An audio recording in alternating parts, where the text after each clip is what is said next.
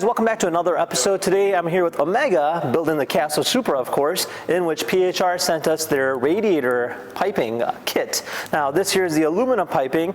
Essentially it's a direct plug and play. Now they have a variety of different ones based on your current setup, as well as your engine build. So Josh, you want to walk us through it? Yeah, so pretty much it just bolts onto the factory location. Looks really nice compared to what comes with it stock, especially in this engine bay where everything's kind of has its chrome, you know, a little bit of a finish, polish. It definitely cleans up the engine bay a little bit, and it's a pretty high quality material and bolts on fairly easy. Now they do come in different colors, so you can get black, you can get polished, you can get just raw aluminum. This is raw aluminum. Now you do have to drain your fluids before you do anything, especially with the radiator, and then just make sure you have a lot of towels on hand just in case.